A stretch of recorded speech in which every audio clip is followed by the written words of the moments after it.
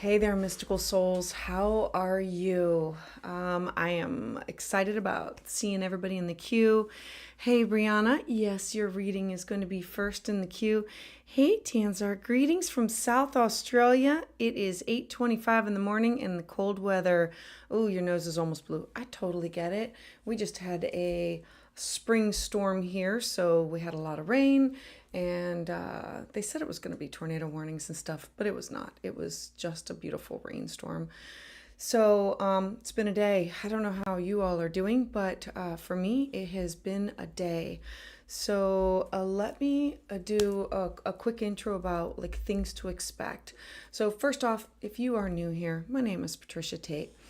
I am a Western, evolutionary, and traditional astrologer. I blend it all together to give you a more deep understanding of what your soul path is. I'm grateful for everybody being here and for liking and subscribing and being in this space with me.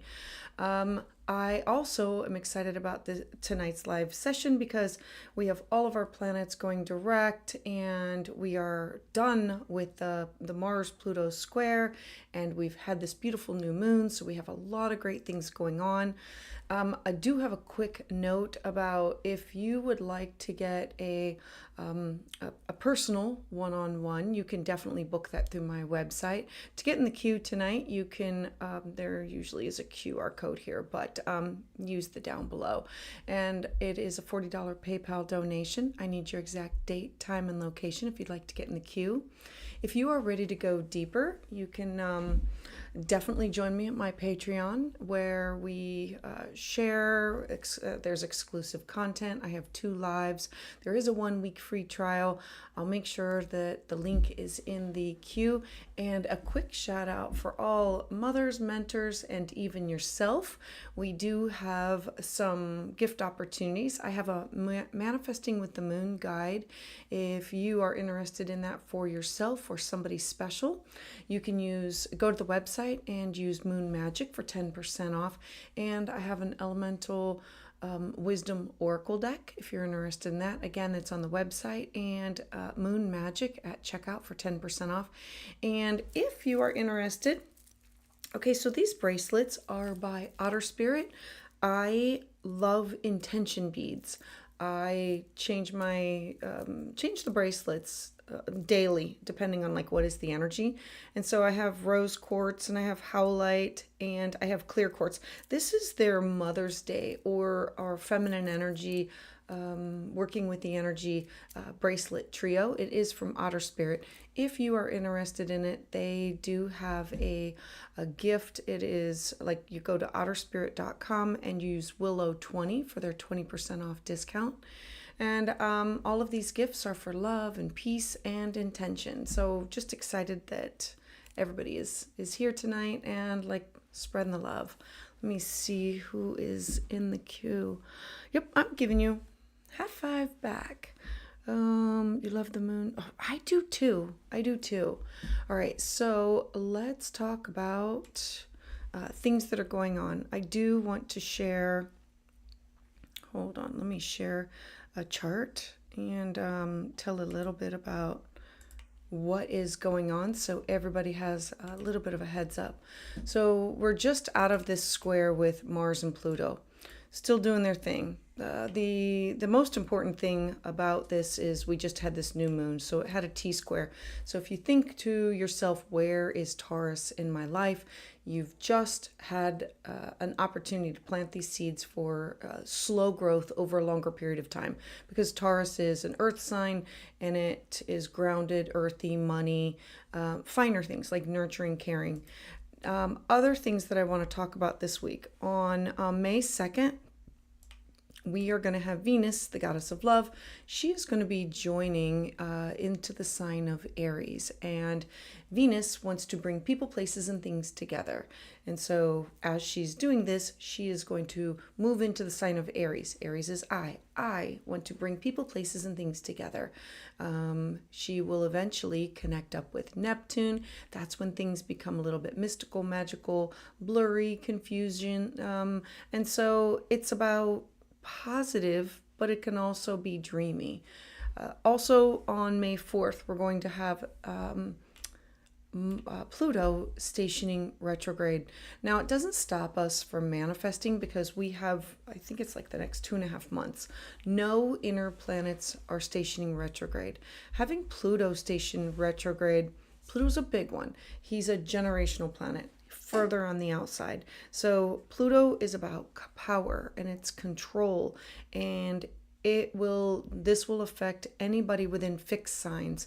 So I want you to think Aquarius, Leo, Taurus, and Scorpio. So if you look in your chart, if you have those 4 signs in your chart, and anything around that 0 to 4 degrees, that becomes a square or an opposition, something that's harder to work with.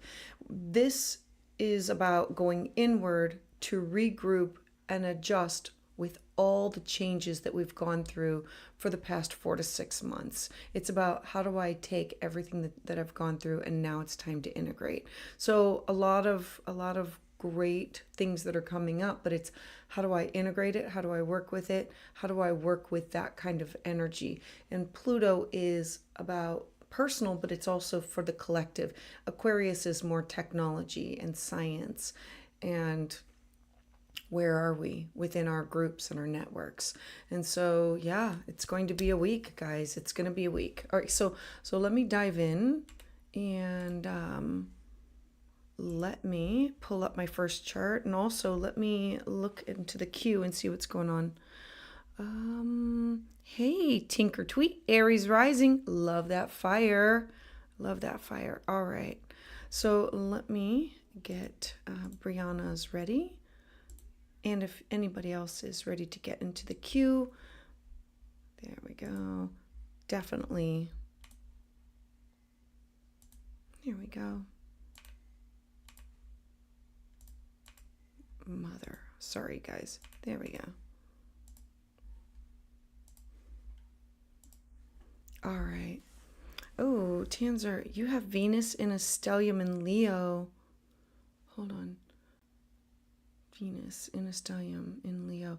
So pretty soon when Venus goes back into Leo, you'll be having your Venus return. I absolutely love that. I'm sure that this retrograde was a real zinger because it was in an uncomfortable position being in Aries and in Pisces. So yeah, and a stellium, Leo. God love that. All right, so Brianna, let's have a talk. You just had let's see, the Mars Pluto, you're coming up on a Mars return. So you had this Mars Pluto opposition, and you just had this new moon. The moon here was right next to your sun. It's sitting literally on top of your south node. So the south node is what I'm ready to release, what I'm ready to let go of. And then I want to plant seeds for the future. I want to be able to create. What does creation look like? Now, the 5th house is it's pleasure and it's joy and it's your inner child, but it's children. And so this can be art and music and beauty. It's where we take a risk. It's I am ready to plant these seeds and work over the next 6 months to grow something that will last longer than me and what I'm doing right now in my life. Taurus is very earthy and solid and grounded, and it's ruled by the planet of Venus, and it's in the sign of Pisces, like 2 signs over. And so this is, how do I communicate this? What does this look like? How do I use my words, soft words, kind words, gentle words, in order to navigate and in order to state exactly, this is what I want. This new moon, and if you have not planted all the seeds that you want to grow, there is still time. We are still in that new phase of this type of a new moon is not to use the words, I think I want to do this. It's specific. I'm going to do this. I want to do X, Y, and Z. It's literally making a plan and making those things happen. What I do want to talk about is what's going to be coming up is you're going to have Venus move into your 4th house. Venus is the goddess of love and beauty and money, and she loves fine things. She loves quality over quantity. And so She is going to be moving into the fourth house of home, family, foundation, roots, ancestry, DNA. In your fourth house, it's your living situation, it's your personal life. How can I bring beauty and create a sustainable home? Absolutely love that. She's going to be merging with Neptune here, so things are going to get a little bit foggy and murky, as in the dream is too big to come true right now. I would dream it, yes, but it's not about making those things happen until Saturn moves into the sign of Aries in just a few weeks. So I'm dreaming about what I want to create and manifest. And then when Saturn comes into the sign of Aries, it's about getting your act in gear, getting real, making those things happen. Saturn is the planet that has the rings around it, and it's actionable with I have a plan, and I have short, middle, and long-term goals in order to make that plan. I also want to talk about Pluto stationing retrograde. Now, because you have your moon, it is like literally sitting on top of your moon. The second house for you is your cash, your property, your skill sets, your talents. The second house is your movable property. It's how do I support myself? How do I what do I need in order to feel safe and secure? This is you getting serious about everything that's happened over the last 4 to 6 months, taking stock over all of the changes, and now saying, I can take control over this. This is an area where I can, it's because it's going inward. It's saying, here are all the outward things that are going on in my life. How do I create something sustainable that I can control? Because a lot of things that are changing are out of your control. It's you are part of something, but that something is greater than. And how do you work with that greater than?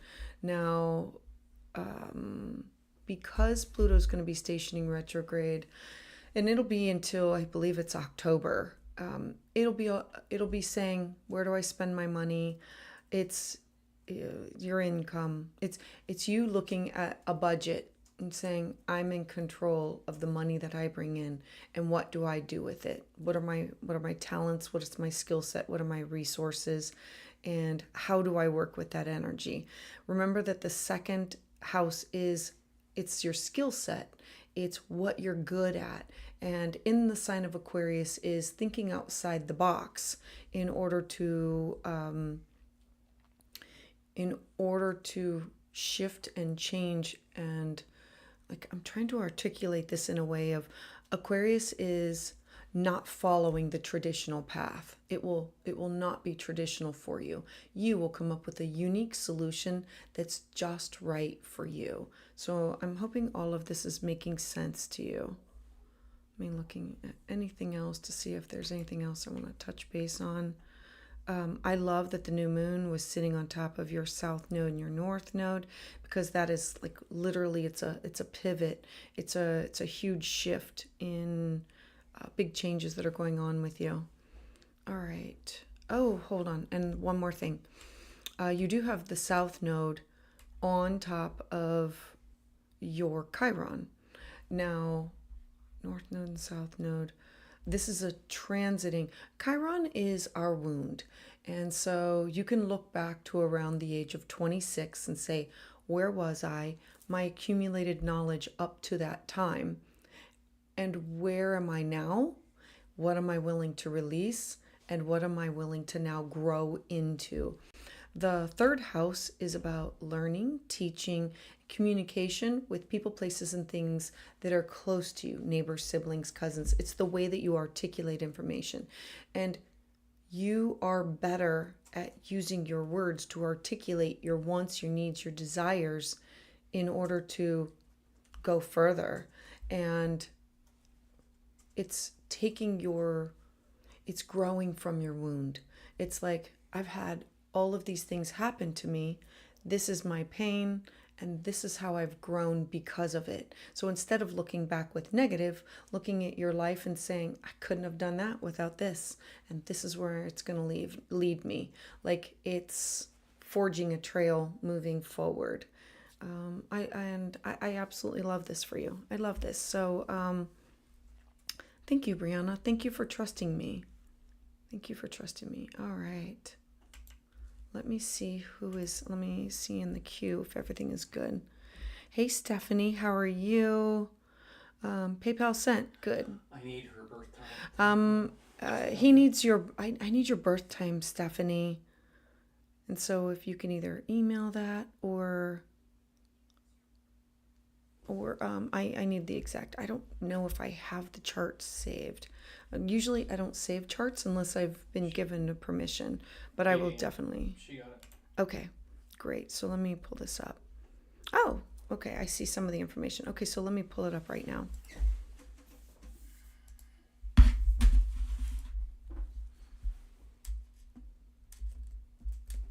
Alrighty. The blue. Yeah, I'm looking for the. Oh. By the way, I want to say I really appreciated everybody showing up tonight. 76. Hold on. She said it was 8 a.m., right? Yes. Sorry.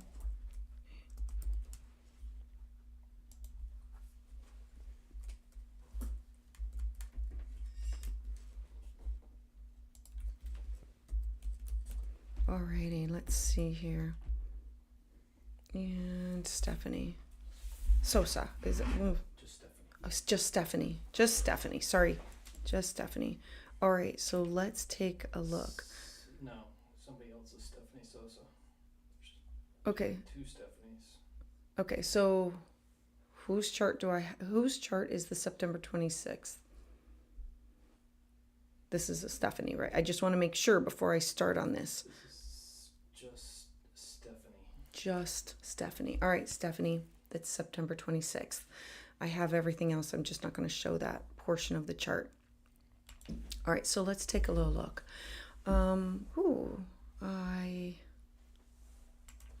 Libra rising, absolutely love that. And your sun is there, which makes you absolutely probably a beautiful child, naturally good looking. And you have that chart ruler conjunct your south node. And your wound conjunct your. Okay, I don't know if you believe in past lives. So I am going to talk about this from the perspective of generational, like grandparent passed down to parent to you, or you can look at it as a past life something. So we look at your chart because I don't think you asked about you didn't ask a question. So I'm just going to ramble in your chart and tell you what I see before I get started on adding some more details to it. So if we look at your south node is in the sign of Taurus, which is earthy, solid, grounded, and ruled by the planet of Venus, which opposes it. So yours is in your 8th house. I, Stephanie, in a past life or tradition has been passed down from other feminine energy in my genealogy pool, have lost everything in my collaboration or my connections with other people. The eighth house is where I share my resources with other people. So you merged your resources with other people, but you lost everything. And there could have been another woman. It could have been feminine energy. It could have been this was a dowry, or this could have been, but it was definitely feminine energy, and you lost it all. There was a wound. There was definitely a wound of something that was not healed, not finished in the past. And in this lifetime, you brought it back around. Now, in order to redo, it literally opposes, your Chiron opposes this wound. Now, the direction of how do I get out of this, how do I work with this, how do I manifest and grow with it, is my north node in the sign of Scorpio. I, Stephanie, have to now be not just trust because everybody says trust, not just believe because everybody says believe. Taurus is the bull. It just is in the pasture and it just wants things to be easy. And so in a past life, you did trust, you did believe, and we're taken advantage of for that. And in this lifetime, you are working on me, because it's in the sign of Scorpio in your second house of I have to take control over my own cash, property, resources, my own talents, my own possessions. I have to do that.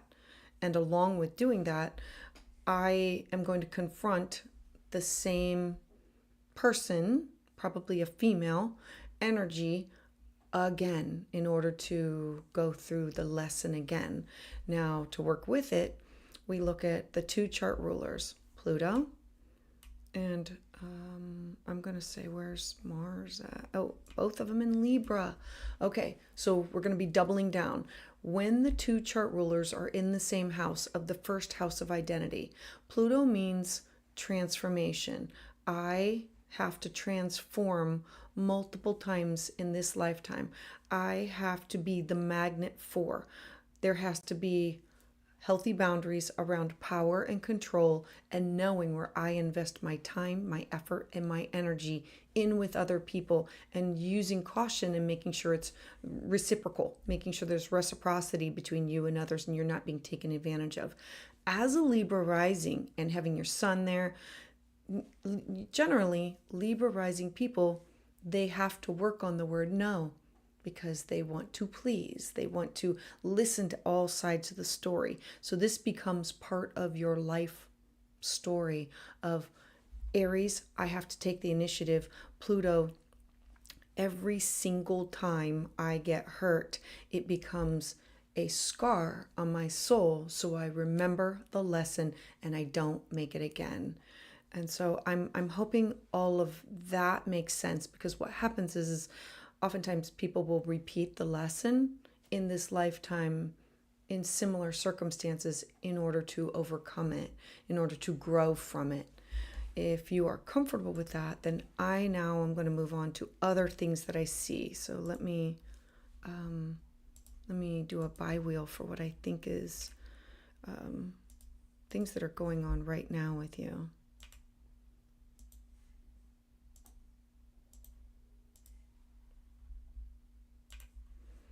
All right. Oh, there we go. Take your time. Okay, so you said yes, it's all 100%. Perfect. Okay.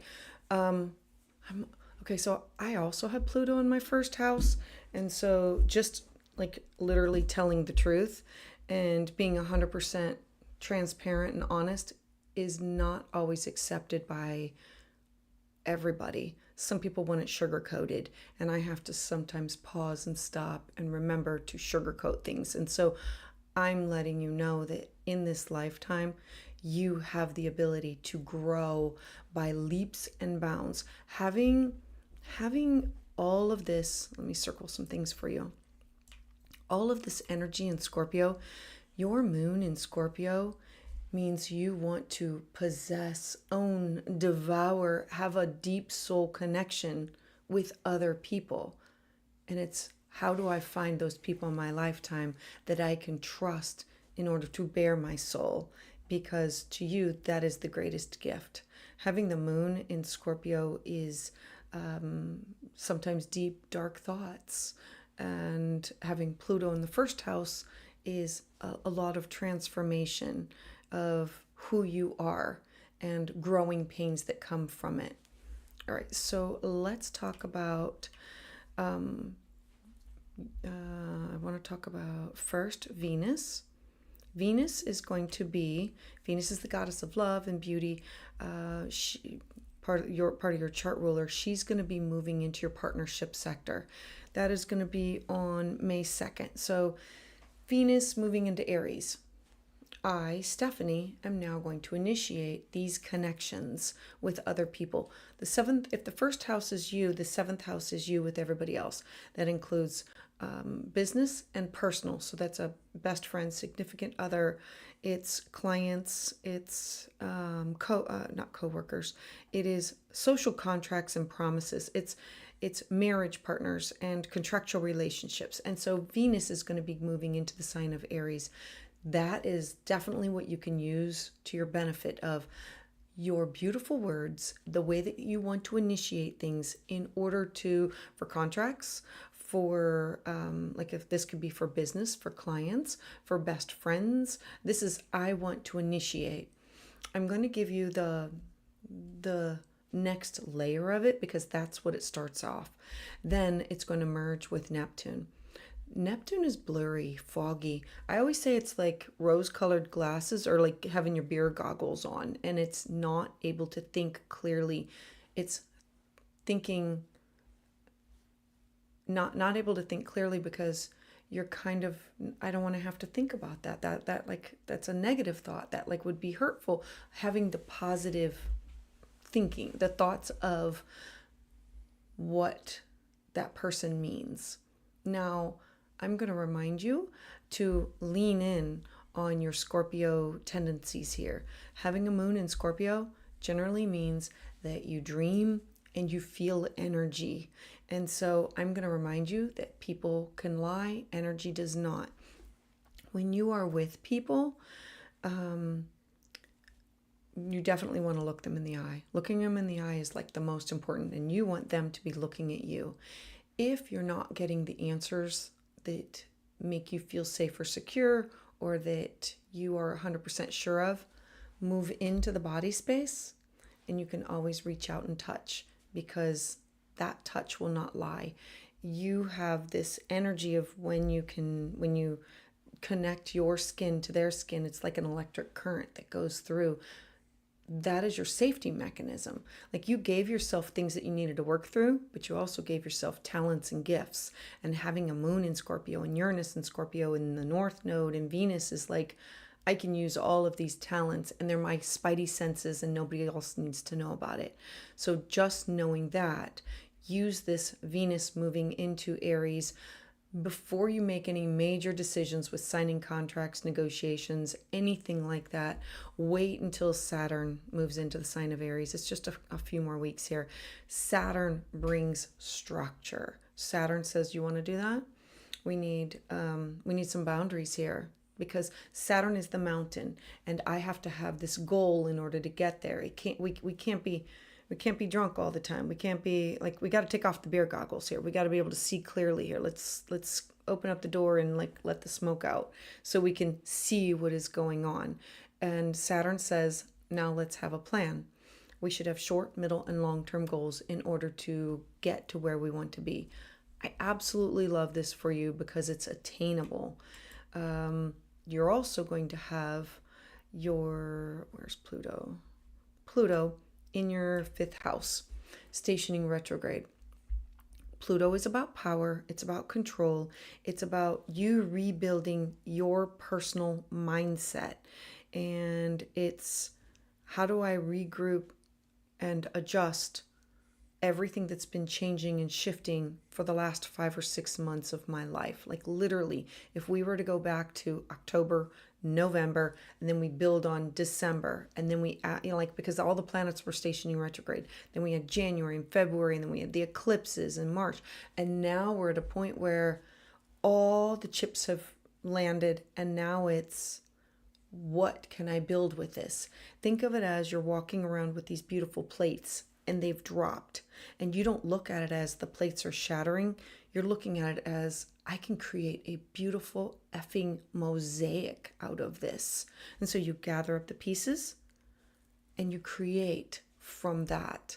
That's what Pluto in your 5th house has you doing. I want to go in, I need to regroup, and in order for me to move forward. The 5th house is the inner child, or it's about children in general and having children or creating art, beauty, music, love. And so all of that's going to be going on. And okay, I'm going to add one more thing. I'm hoping I'm not like speaking too fast or speaking over, but this is going to be in a square. It's 4 signs away. So you have your north node here and your south node here. Okay, so this is a hard aspect. Okay, so we have, it's a T-square, all at 3 degrees, like your north node, your south node, forming this hard aspect with Pluto. A hard aspect is, a T-square is, I'm presented with these 2 problems. I need to come up with a solution. Because it's in the sign of Aquarius, you don't have to pick one or the other. Aquarius is unique. It's the maverick that says, I create my own destiny. I can shift outside the box with this. I can think outside the box and make these things happen. All right, so I'm hoping all of that makes sense. I'm going to look in the queue.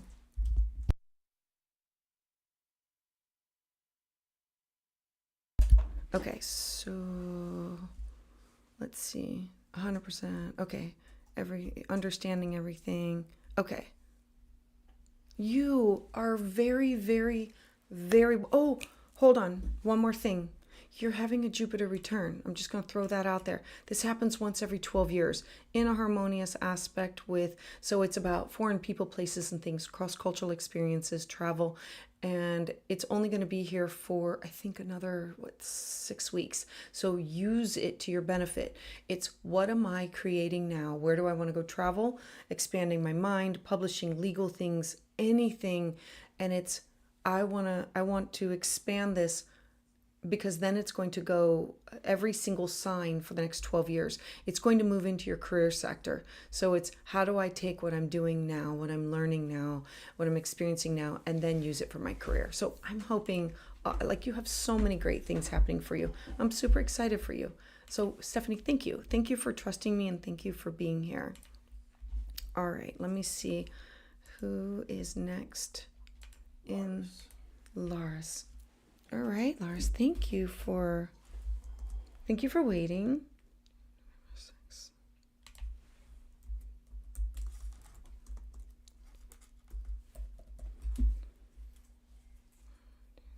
Sorry, I have to double check and triple check, because I don't like making mistakes.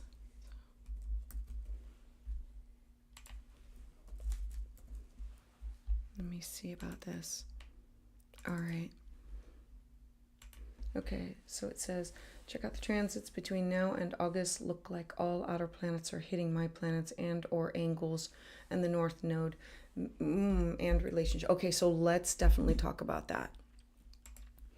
So, Lars, let me see here. Take a look at your chart first. Okay. South Node Libra. Oh my goodness. Pluto and Sun in Scorpio. You are a force to be reckoned with. I absolutely freaking love that energy. Like, we would get along really well together. Real, honest, raw conversations about everything. That is what I love about this. Anybody who has strong Scorpio placements. All right. So let me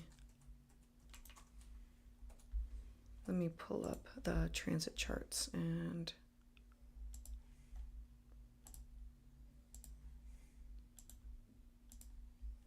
I'm hoping I'm saying your name right. I don't know if it's Laris or Laris. Laris. I hate to slaughter somebody's name. All right, so let's talk. You were talking about transits. Oh, yeah. She's in there. Laris Olivier. Okay. Okay, I see it. Yeah, you just had a nodal return. I'm going to take you back a little bit. I want to take you back 6 months, and I want to talk about this because you'd had a nodal return, which was really intense. It was about what is mine, what is somebody else's, partners. It was in your 8th house of shared resources, debt, wills, income. And that's where all of this energy is, because it's all going to literally go across your North Node. And I think that that's what you were talking about. So you had a nodal return. It's literally when the universe kind of shifts you and says, readjust, you're off track, focus on this. And it's a slow 18-month process that's activated by the eclipses. And so you went back and forth between what is mine, what is everybody else's. Is everything being reciprocated here? And you had to dive deeper into some type of healing. The 8th house is The eighth house is where we go for our deep connections. It's taboo topics. It's where we talk about sex and money and anything that would be like not at a coffee shop, I guess, but it's shared resources. It's deep psychological. And so you had this nodal return. And so now what's going to happen is all of these planets are now going to shift into partnership and you. So now that we know you've had this nodal return, let's talk about this.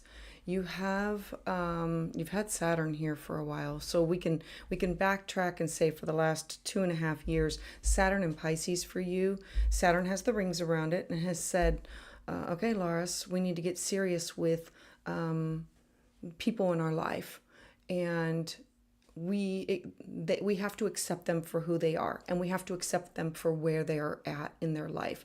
We cannot change those things for them. Saturn in Pisces. Pisces is water, and it takes up the container that it's in.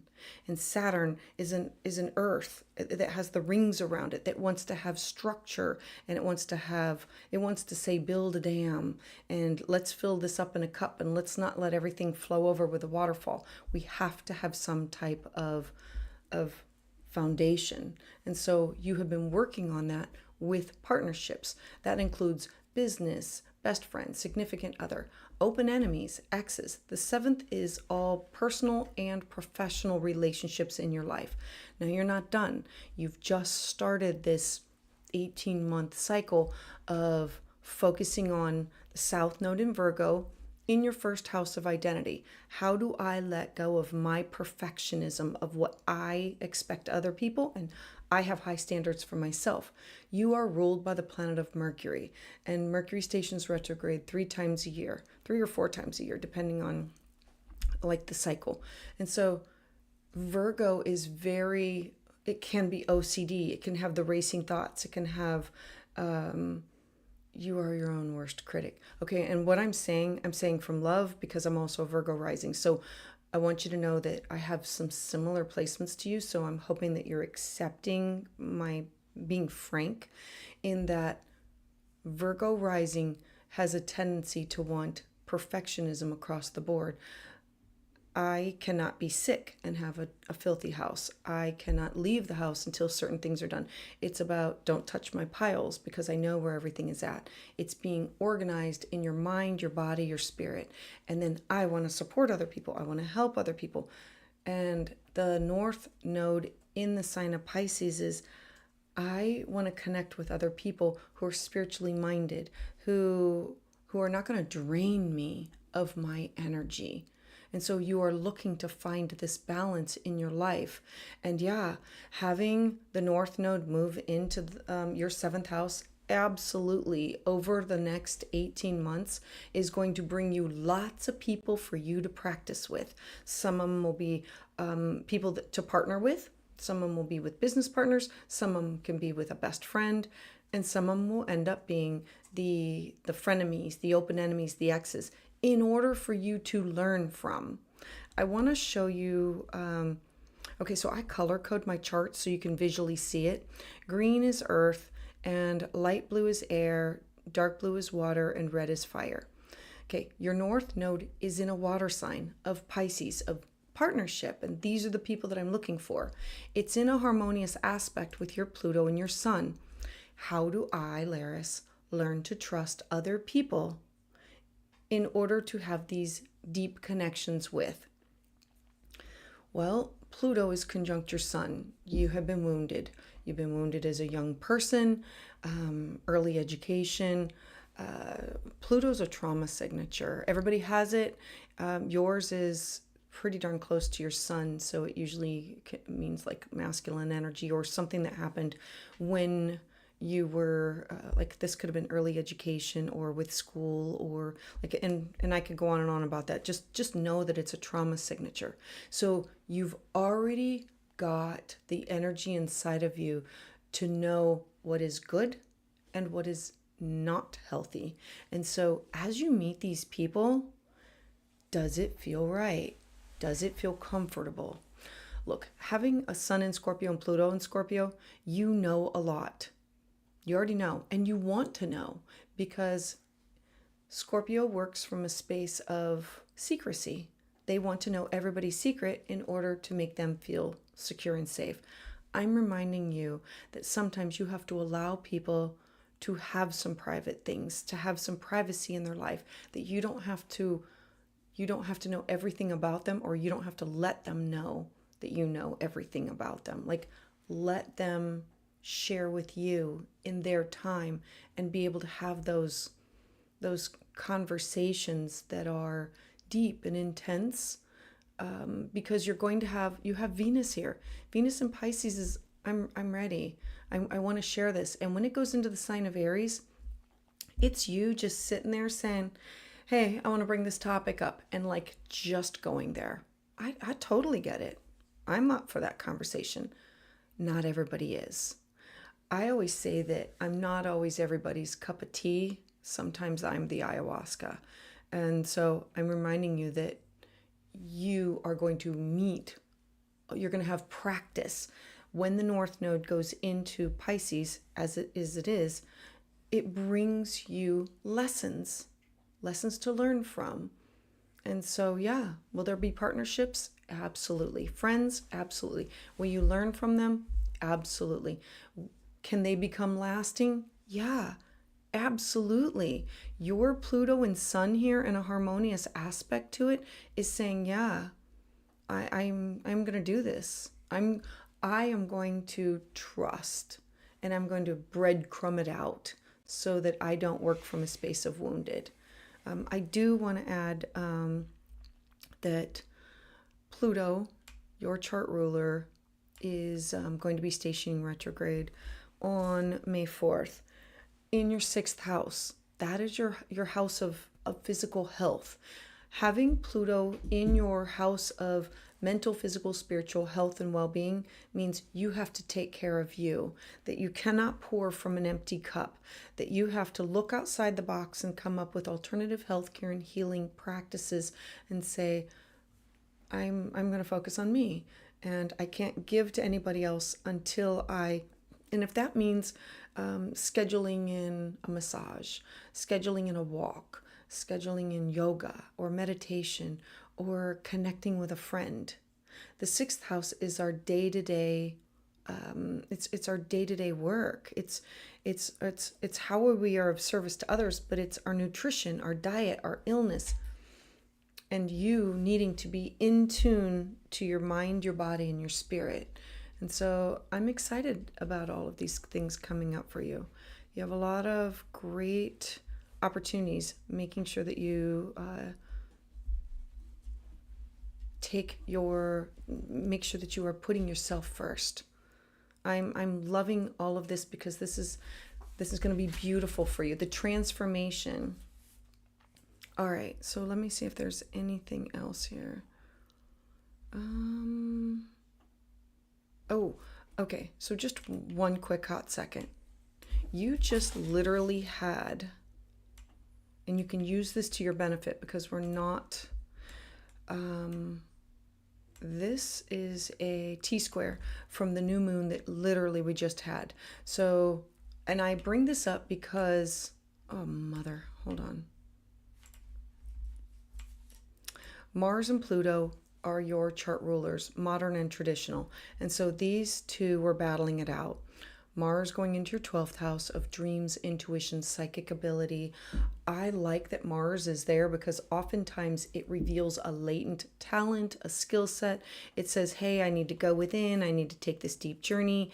The 12th house is where we go to self-isolate. It could be yoga, meditation, but it could also be hospitalization, or it could mean a spiritual retreat.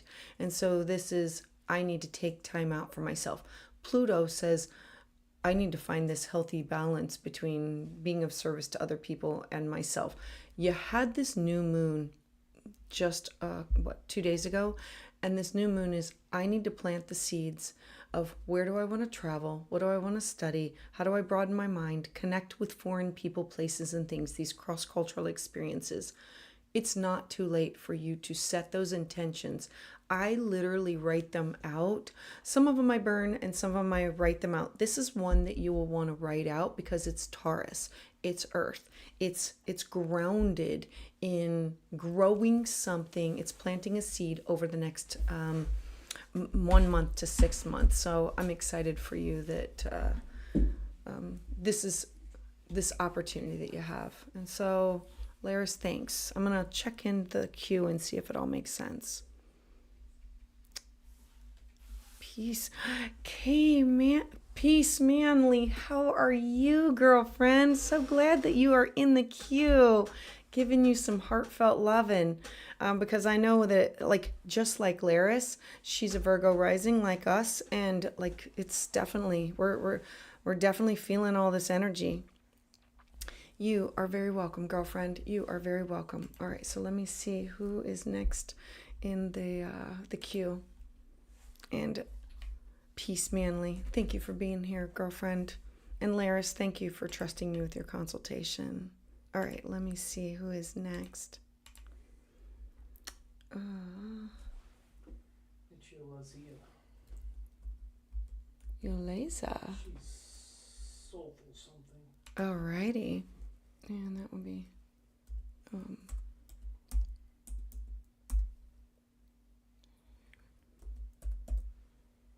I'm sorry, I always check, double check, and triple check because I don't like making mistakes.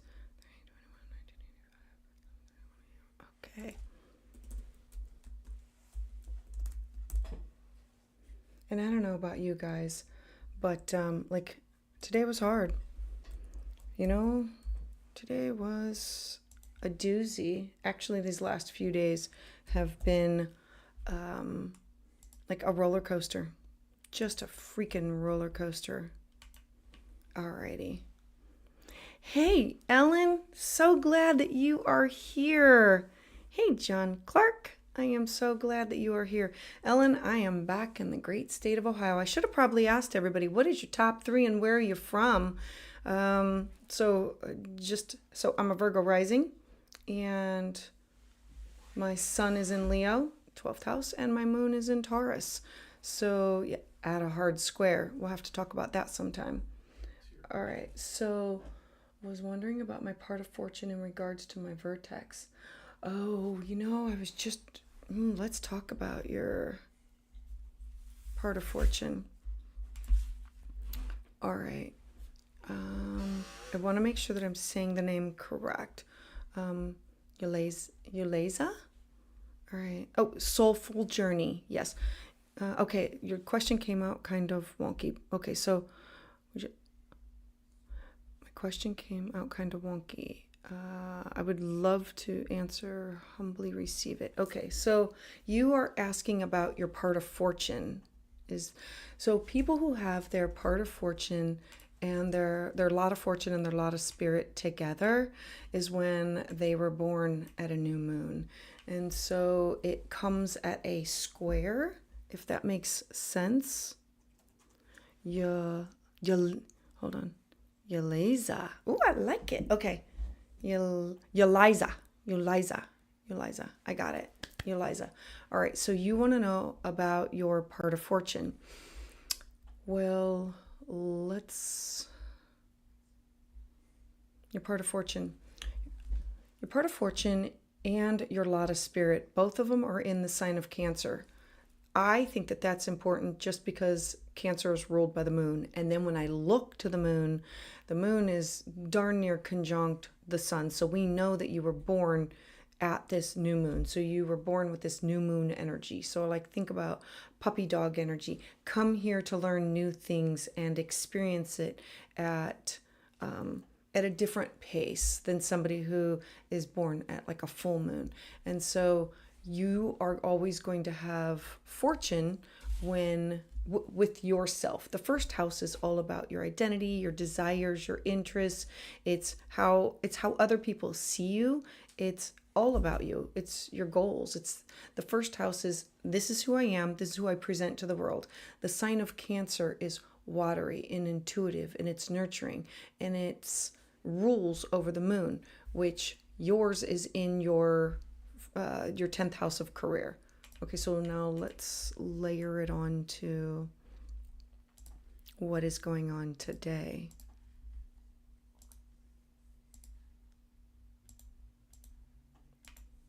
And now you were asking about it. Is that because the MC is close to it?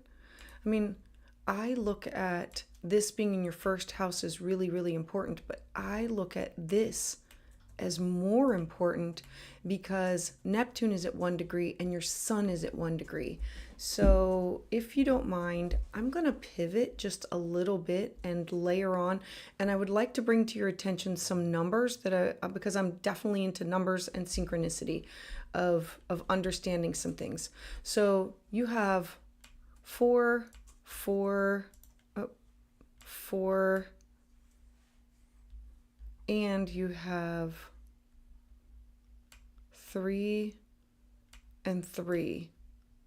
That's a lot of,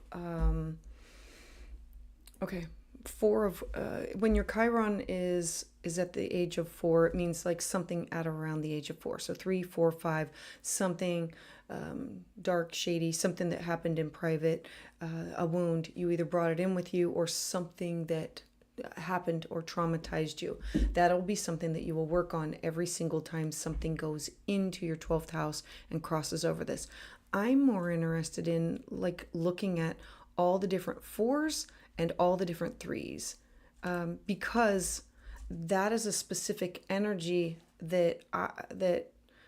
okay, I also look at genealogy, like generational astrology, when you look at one family member compared to another, and these are signs that you have carried something down, that you probably have some traits from a parent, a grandparent, and beyond, like these similarities. So I want to talk about your Neptune. Neptune switches, I don't know, what is it, 15 years. So Neptune now is in the sign of Aries. It's at 1 degree. It's literally sitting on top of your sun. Your sun in the sign of Aries is, I'm a go-getter. I can initiate. I want to start. It's conjunct the moon, meaning it's brand new energy. I am going to make mistakes, learn from my mistakes, but I'm still going to initiate and push forth and do all of these things. It's like a desire, a have to. It's also in a hard square to Neptune, like in your partnership sector. So not always clear with, remember Neptune is, I want to believe this, but it's also a foggy, and it's in the sign of Capricorn. You need connections with people that are, I would say I don't want to say more mature in a bad way, but older, wiser mentors and guides. And so somebody that can help you to get to where you need to be. They can help you fine tune and take your energy and shift it in a way that sends you into the right direction. You just need the right guides and the right mentors in order to make anything happen in your life. You have the passion and the desire to do it. Because you have Neptune just coming and sitting, and it's going to be sitting here for a while, and then Neptune's going to be retrograding. So Neptune sitting on top of your sun. Where do I go? What job do I take? Does this feel right with me? Do I shift into this? Is this meeting my soulful goals, or is this just for money? Having to make these hard decisions about some things that are coming up. The next thing that's going to happen is Venus on May 2nd. Venus is going to come into your career sector. Venus is the goddess of love and beauty and money and resources, and she wants to bring people, places, and things together. Merging her energy with Neptune is absolutely beautiful, but it's sometimes foggy and unclear. Remember, I said it's like having beer goggles on or rose-colored glasses, wanting to have this faith and belief in people, but knowing that it's not always exactly the way it is. And when Venus comes into your 10th house, it's, I want to start this for my job. I want to initiate. I want to move forward with this. What's going to make it better is when Saturn stays in a sign for like 2.5, 3 years. So Saturn will be in Aries by the end of this month. So it's just a few short weeks. When Saturn comes into Aries, it's you deciding, where am I going? What responsibilities do I want to have? How do I shift? Is this meeting is this meeting my needs, my soul needs, my pocket needs, like for money and resources? Is this doing what it's supposed to be doing? Now, I'm going to add in the transiting lot of fortune that's sitting on top of your Pluto at 4 degrees. You literally just had this Mars-Pluto opposition, and you had, where is, oh, you were born with a Mars-Pluto opposition. Oh, girlfriend, that's hard. Let's talk about that. Okay. Yeah, okay, let me delete this, and I'm going to add another layer to everything that I've just said. Mars is the warrior, and it's the ruler of your sun and your moon. And it's in your 11th house of your hopes, your wishes, your dreams, your goals, and who do I network it with in order to get to where I want to be. Pluto, you were born with Pluto in opposition. Pluto is power, it's control, it's magnetic. It is, I'm going to make you do it over and over until it's done right. And Pluto says, and now transform, grow from this experience. And it strips everything down until, and it's in the sign of Scorpio. It's deep, it's intense. Because you have this opposition, the people that you have networked with in your life, your hopes, your dreams, your goals, you are looking for those things in your life that you can go after that are sustainable. You have to have people that you trust that will not that will mentor and to guide you and support you, and not just mentor and guide. We're talking like friends. We're talking about the 11th house represents organizations, social groups, teams, peers, shared creativity, social circle. It's you want to be part of something bigger, and how do you manage that? How do you make that happen? And Pluto in your 5th house is the house of children and my inner child, and don't squash me. Remember that a new moon is like young energy and this fire that burns within you, and wanting to go after these things and not being told all the time about the negative, like you wanting the positive. Like you don't want someone to take credit for your work. You don't want, like, Pluto in Scorpio is always a trauma signature when we look in somebody's chart. And so yours in your 5th house of creativity, childlike behavior, or like your own inner child is about, I fear sharing who I truly am, that people will make fun of me instead of just laughing and singing. And this is an opposition that you've had your whole life. Are they really my friend, or are they just using me to get to somebody else or to get to something else? And are they taking advantage of me? And that is this uncomfortable. It's uncomfortable. And so, yeah, your whole life. And so you've had to learn to work with this. So let's add to this. Knowing this, definitely big stuff happening with your career. All of these planets, you're going to have, Neptune is here now, Saturn is going to be joining it, they're all going to be crossing over in the sign of Aries. Like, if you think 2025 is big, 2026 is going to be huge, because Pluto and Neptune are going to merge together at the same degree on top of your sun. So things that are going on with you right now are leading you up to 2026.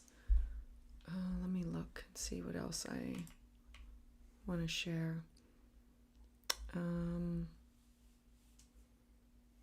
going to check in the queue to make sure that all of this is making sense.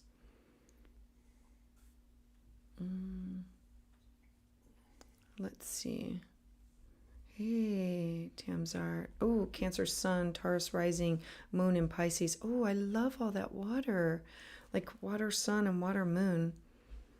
Hey, Shiny Gems. You are never late, girlfriend. So glad that you are here. Gail Royal. Oh, wow. I'm learning. I am so glad that you're learning so much.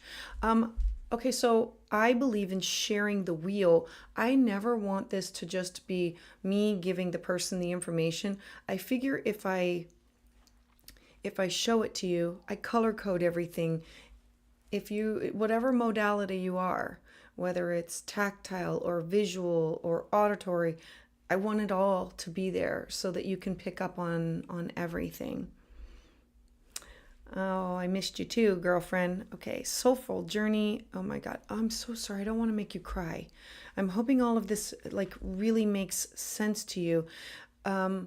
I think sometimes when people understand their natal chart and they understand that some things are never going to go away and I have to learn how to work with them, then you take the difficult, the crud, and you say, I got these lemons, I'm going to make lemonade with it. And me, I have, with age, okay, it didn't come easy. I now look at every crappy thing that happens and say, okay, now what is the lesson that I learned? Because I don't want to have to go through this again. And how do I work with this? And what do I own? Like literally, I have to look at it and say, what do I own in this?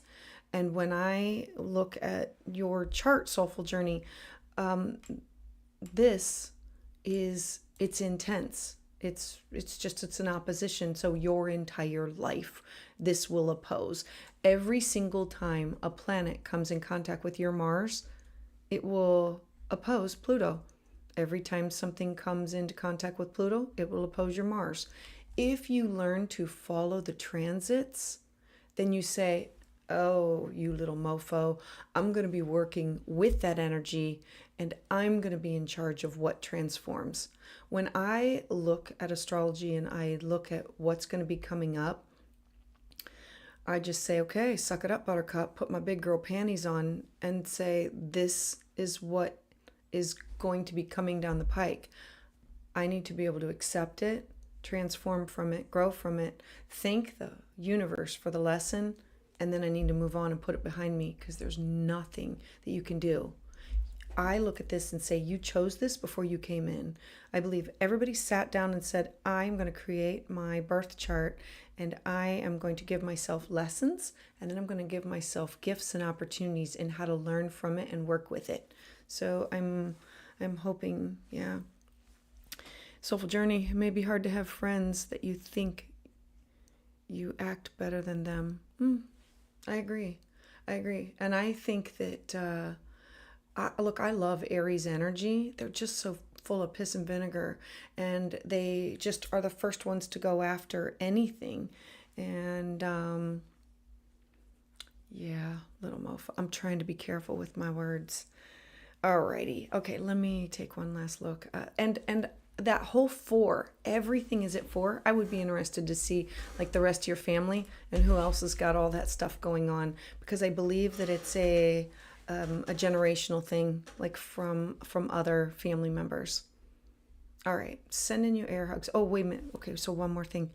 You're going to be having a Pluto square next year. Like Pluto's going to station retrograde here real soon. Yeah. And then next year, it'll be a Pluto square Pluto in your 8th house of all of this is preparing for you to transform, heal, and come out renewed. And to just say, okay, I'm in charge of my destiny. I got this. It's my reputation, my ambitions. I got this. All right. Sending you air hugs. Thank you. Thank you for being here. Oh, thank you for your kind words. Thank you for, the riff. Yeah. Thank you. Thank you for your kind words. All right, let me pull up who is next in the queue. Gay, how are you? All right. Oh, I love this.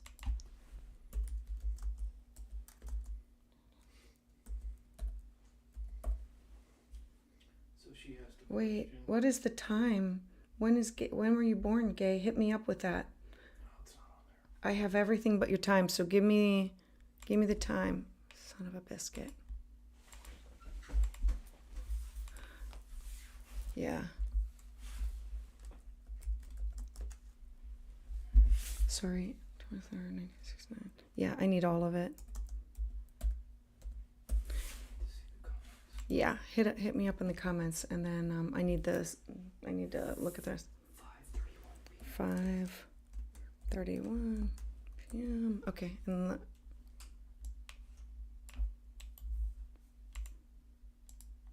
I need to see it one more time. Yeah, and I don't know how everybody's doing, but I'm with everybody. Make sure I spelled it right. No, did not.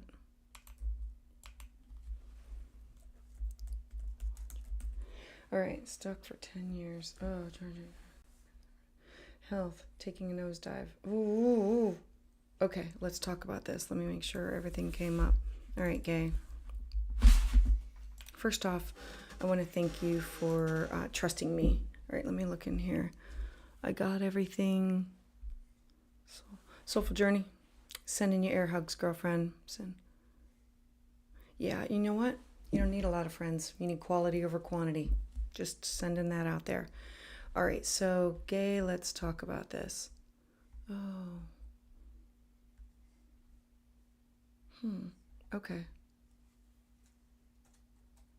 That's a big stellium in Libra. Like you are in your 8th house. I love Sun in Libra with Jupiter and Uranus and Mercury. That's like a lot of beautiful energy there. Okay, let me pull up the bi-wheel and let's talk about your health. Now, all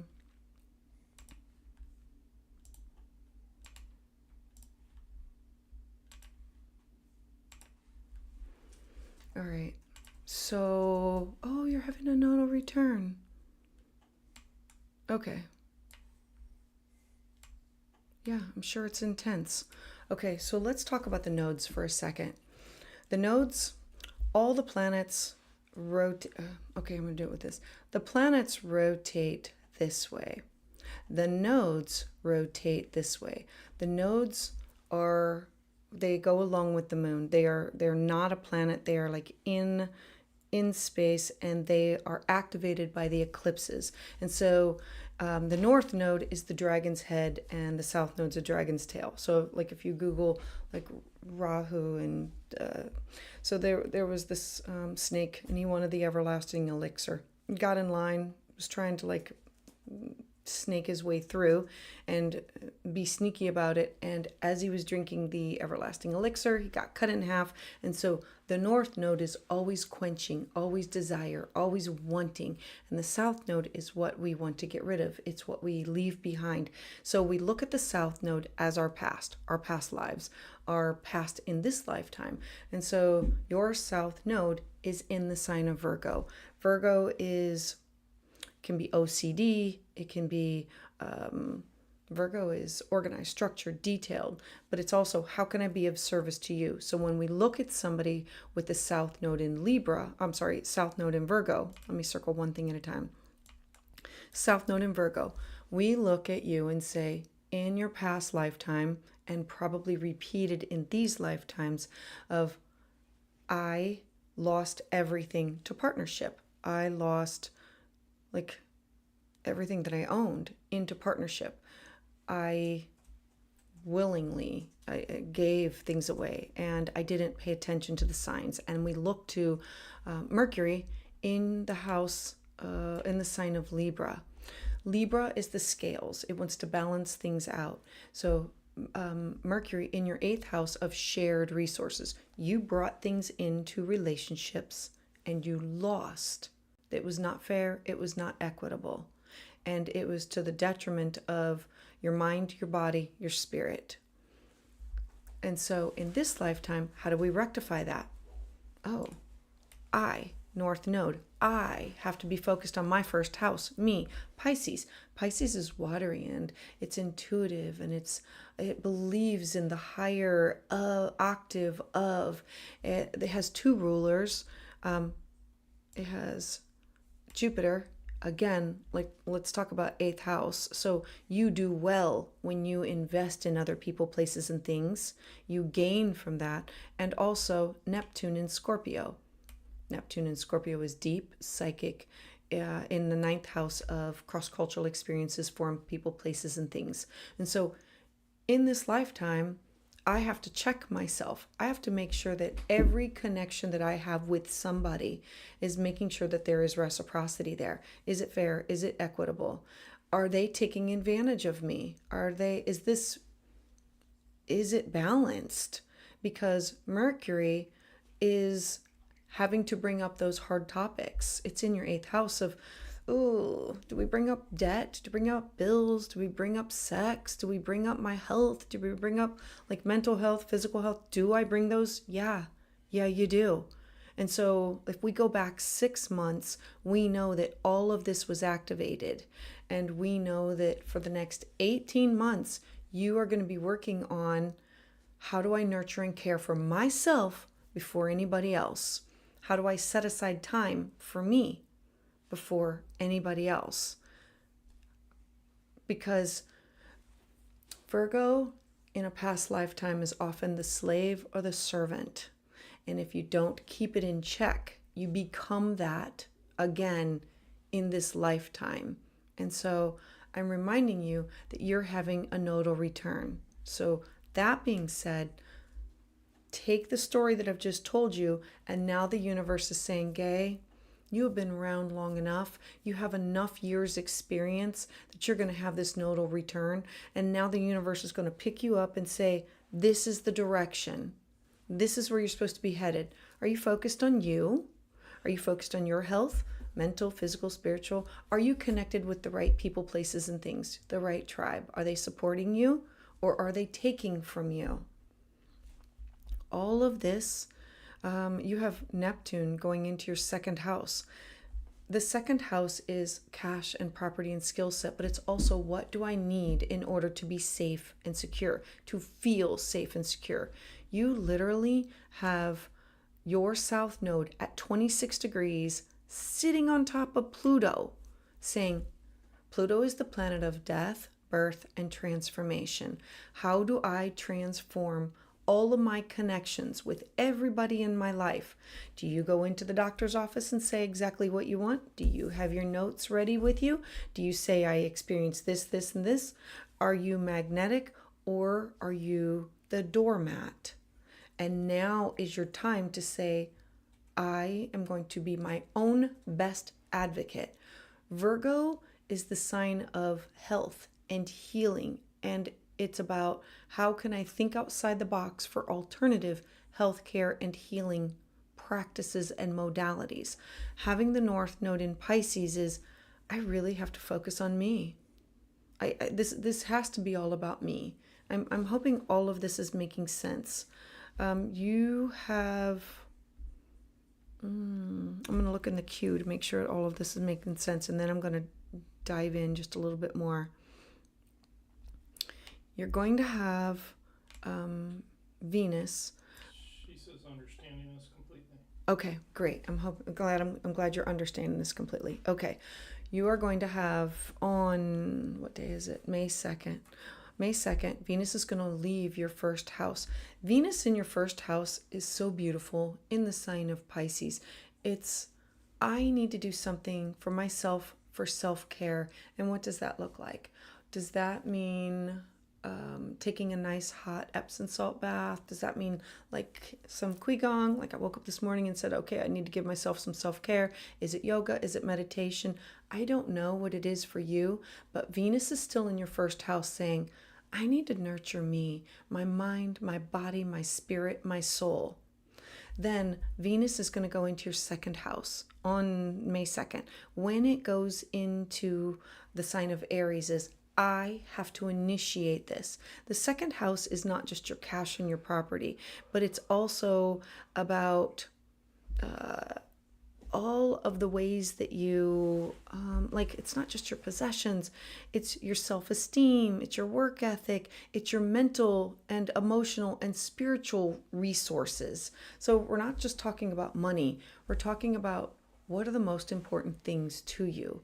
Having Neptune in your second house, and it's, so next year it will go to the 4 degrees and activate your Chiron. But until then, it's just going to be hanging out right there. And it's going to say, I, Gay, need to get really clear on what are the most important things in life. people, places, and things. I don't know what your most important things are. I know that if my house were to catch on fire, I'm definitely grabbing the dog. And there's a couple mementos that I would love to have, like a thimble that belonged to my grandmother. It's the little things, because you lose so much that a house can be replaced. Yeah, I would be very sad. Knock on wood. I really don't want to lose the house. But like, those are some really cruddy lessons in order for you to determine what is really the most important thing to you. Having a South Node in Virgo is coming from a space of obsessive thoughts and beating yourself up, and not needing anybody else to set the standards for you, because they're already set. They're already set. Like in a past life, probably, usually, so South Node Virgo is usually like, if not slave, is call girl the right word? A lady of the night, somebody who I had to use my mind, my body, my spirit in order to be of service to somebody else, because I had nothing else.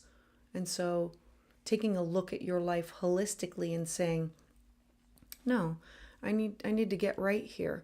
What are the most important things in my life? And using that energy of the North Node in your first house and the South Node in your seventh house of partnership. I absolutely love a nodal return, but it also is stressful. I had my nodal return just a few years ago.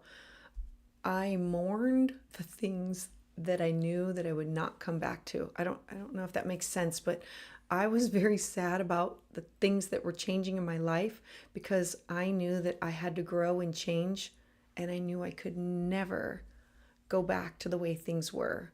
Like I was walking down a hallway and there were doors that were shut and I couldn't get into them, and I had to keep on walking into something new, and I couldn't go back. A nodal return is, you have grown, you have evolved, you have changed, and now you have to step into that divinity, that leadership of, and what does that look like? It means, and having a North Node in Pisces is connecting to others that vibrate higher, and not being like them sucking your energy and pulling you down. So, all right. Comment. Oh. Yeah. Oh, yeah.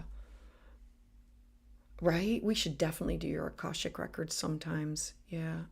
Yeah. I love the Akashic records. Okay. Okay, let's talk about this. Usually with people with South Node in Leo, they definitely have status. And with Virgo, it was you were taken advantage of and put into a position that was below you, literally slavery. Like, yeah, feel it in past life. Yep. Felt trapped. Yeah.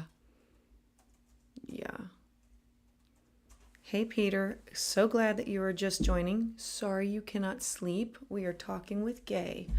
All right, so let me look around here, which I totally love all of this. Hold on. All right, now you just had a new moon. It was pretty darn close to your Saturn in your third house of communication, short distance travel, taking a class, taking a workshop. So I'm hoping you put out those intentions and you're making those things happen. So, Gay, thank you very much. I appreciate you trusting me, and thank you for being here. All right, let me see who is next in the queue.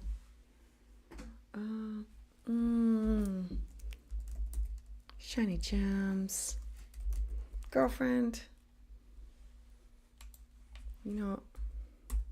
I appreciate that you always give me your information, even though I know I have it and I can definitely dig it up.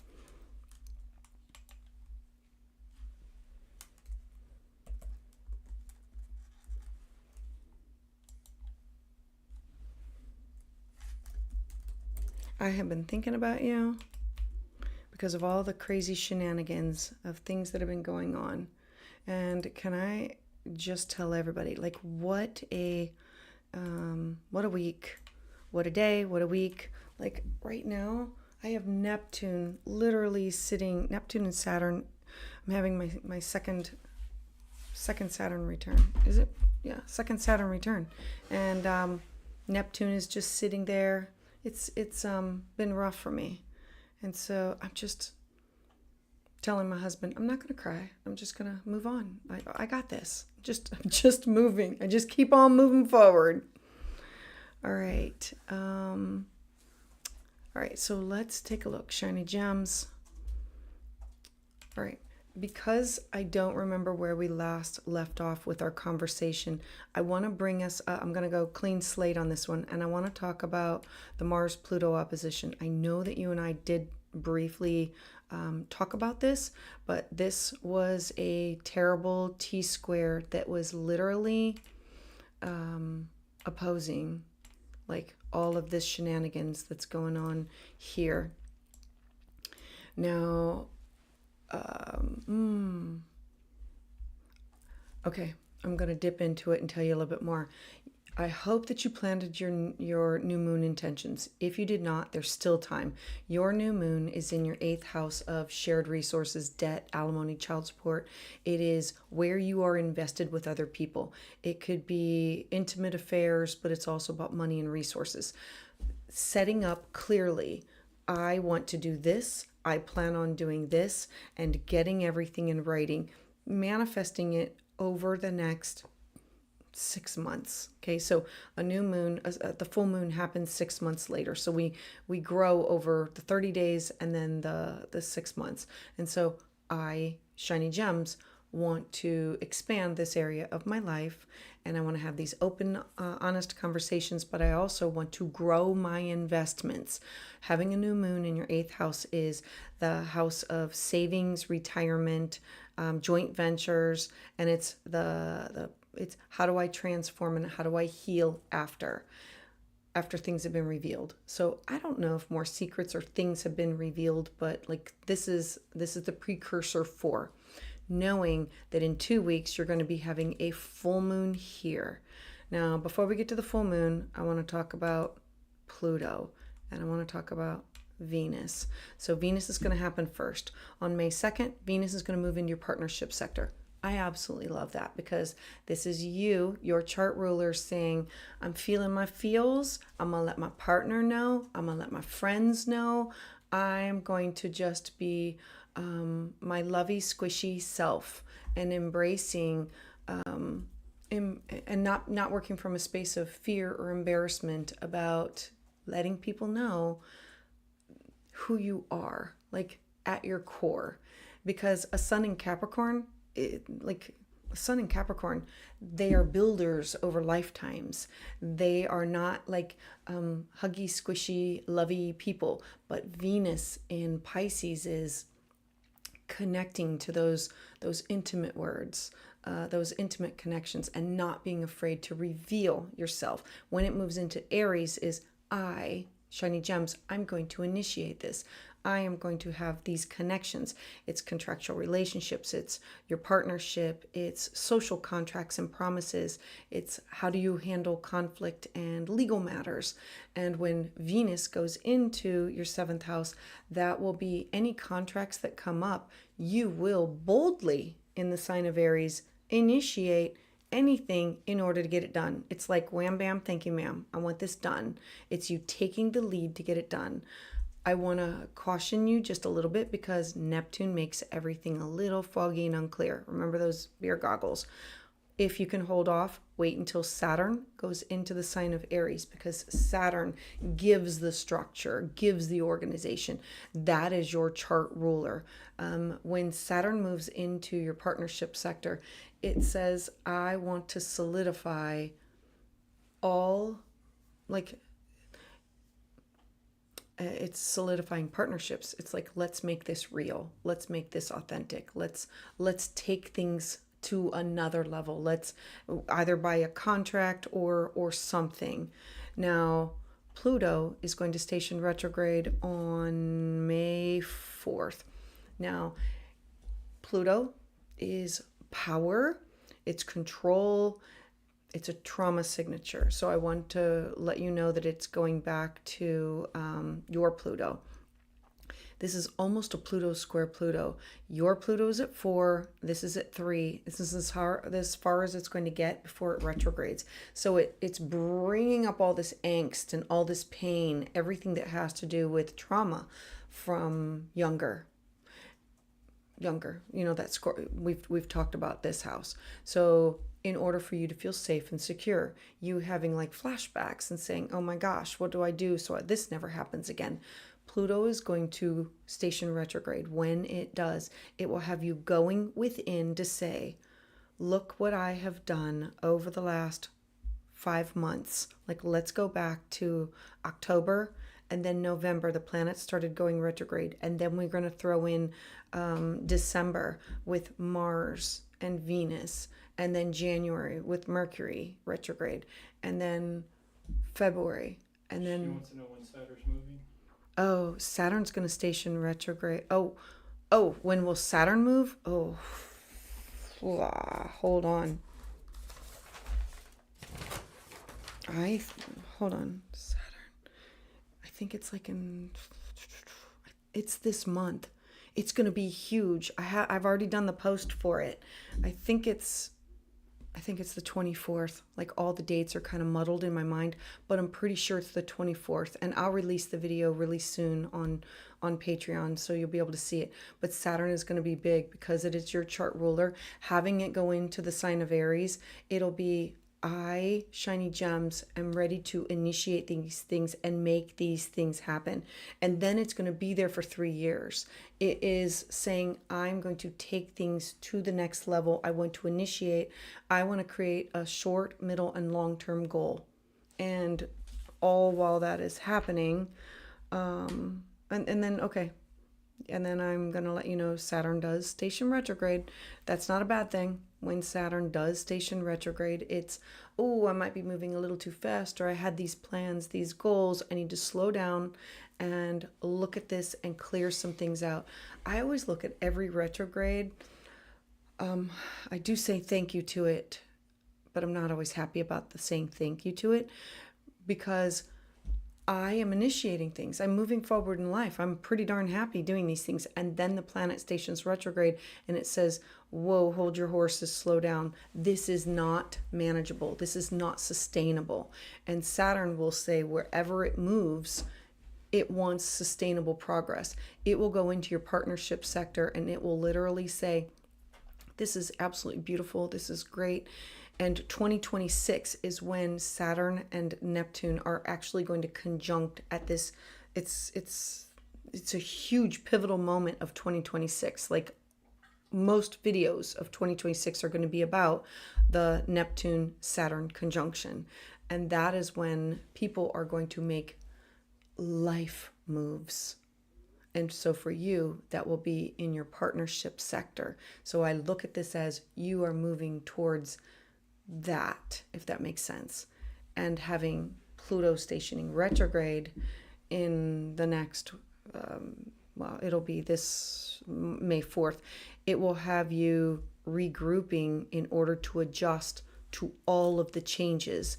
I want to bring this up because anybody who has any like planets and anything that's a fixed sign. So we say Taurus and Scorpio, Aquarius, and you don't have any planets. Like, your MC is here, but you don't have any planets. This is going to be a huge T-square for you with Pluto stationing retrograde. It's like, where do I have the power? Is it reciprocated? Where do I have control? Is it reciprocated? Do I feel uncomfortable? Do I feel safe? Do I feel secure in order to be my authentic self? The 5th house is what do I want to give birth to? It is, okay, I don't sing very well, but when I was a teacher in the classroom, I would sing loudly and proudly with the kids. I sang loudly and proudly with my own children, with my dog. When I'm in the car, I think that I am the greatest singer because I know the words to the songs and I want to rock it like it's nobody's business. I am not a good singer. Oh my God. I would never do karaoke. They call it scarioke. They call it karaoke for me. It's terrible. So, but it's me being able to be my authentic self around the people that I cherish the most. That's what this is going to be for you. Who's your tight circle? And who are you willing to share those intimate little parts of yourself? Because it's going to be in this T-square of your self-worth needing to be validated. And I'm hoping all of this makes sense. It's going to be big. Plus, let's just talk about your South Node in the 12th house. I need to release. I need to let go. Remember, the South Node is like a toilet. It's like flushing that karma down the drain, like being done with it. The 12th house are things that take you away from everyday life. It's clearing out your basement. It's about karmic debts. It's where we go to heal and renew. And you having your South Node in your 12th house in a harmonious aspect. It's like literally, this is 26 degrees. Yours is at 25 degrees. Remember, it's 2 signs down, like the Dolly Parton song. 2 doors down, they're laughing and drinking and having a party. So Dolly just had to leave her apartment, go out there and join the party. You just have to say, I'm going to let this go. I cannot control what has happened, and I am, and I'm minimizing it because I don't want to minimize your trauma, but I'm saying that you are in such a good place where it doesn't have control over you. You are able to control it. You're able to pull back and see yourself from a different perspective because the people that you surround yourself with love and support you. I'm hoping all that makes sense. I know that's a lot. Let me look. Hold on. Yeah. Look, South Node, 12th house. It's about connecting into your past, other dimensions. It's spiritual. It's the spiritual realm. And it's how do I get rid of these subconscious issues, trauma? How do I, is it counseling? Is it meditation? Is it yoga? Like I always, I got a master's in counseling. That doesn't mean that I don't need counseling every now and then. I call it a couple sessions on the couch does everybody well. So I'm hoping all of this makes sense. It's been hard to feel loved and supported lately. I hear you, and I want to let you know that when you feel like that, you shut yourself off and you don't show up to things. And so I hope that you answer the phone and answer the text and show up to things because you are loved and you are valued more than you know. More than you know. I heart you. All right, I'm sending you big kisses and hoping that things get easier for you. All right, ladies and gentlemen, I do not think I have anybody else left in the queue. You forgot to set my alarm.